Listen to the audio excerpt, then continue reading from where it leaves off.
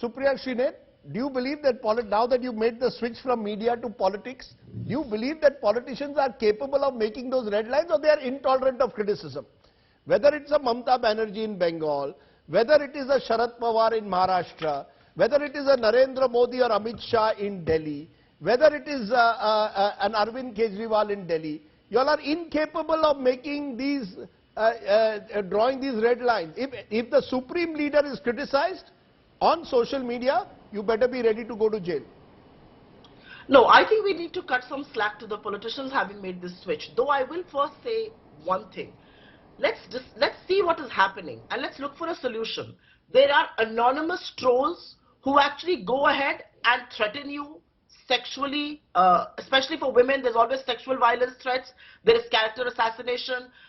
For men, it's blasphemous as well. So there are anonymous trolls. And then there are, of course, these influencers who are emboldened because they need to prove their loyalty to the king.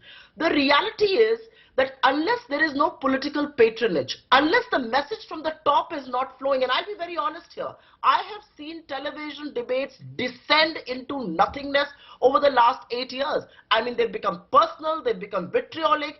What was said by anonymous trolls on social media, by people who are faceless, who had no voice, is being said by party spokespersons today. I am seeing show after show, channel after channel. Today is debating hate speech, free speech, police action. Why is the BJP not participating in these debates? That's the big question. Where did it all start? The personal because attack the BJP feels that they don't want a repeat of the Nupur Sharma episode. 1 second, Rajdeep. Are you telling me the BJP is not capable of a decent debate? This is a decent debate. Is the BJP not capable of a decent debate? When the Prime Minister goes into an election rally and says 50 crore ki girlfriend, hybrid guy, bachada, when the Prime Minister says stuff like that, that is when people are emboldened to carry that message. And where did all the state police running from one state to the other start? In Assam. And I agree with my fellow panelists. It's absolutely wrong. This is absolute abuse of power. I mean, you go and arrest an elected MLA, you bring him, he gets bail, and you frame him in another case. And you say that he was trying to misbehave with a lady constable. Thank God for the courts in Assam that actually put an end to that. But this is what the government is capable of. Are you telling me this happened without the political patronage of the Assam Chief Minister?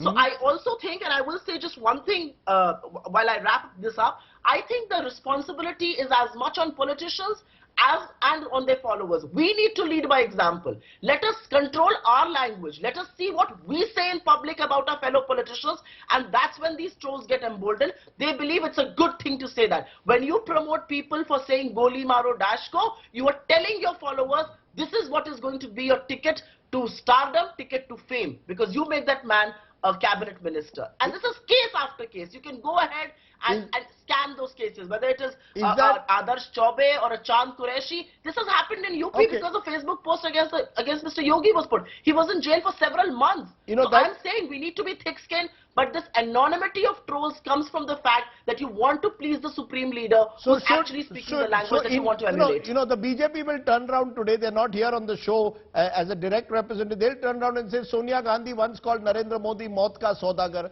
They will then turn around and say there are congressmen who have referred to Mr. Modi in very derogatory terms. You see, the point is, are we all willing to be more balanced? I agree, television channels also have to be balanced. I completely agree that we cannot allow hate mongering on TV. Rajdeep, I have just one thing to say. If a television news anchor decides that the show is not going to descend into cacophony and personal accusations, it is not going to happen. I have done shows with you. Should Sonia Gandhi take back the words she used against Modi? Mr. Modi should take back the words when he used words like Jersey cow or 50 crore girlfriend. All of them, all the politicians started. You are now shooting the messenger. No. There's a difference. There is a difference, Rajdeep. You are blurring the lines there. There's a huge difference.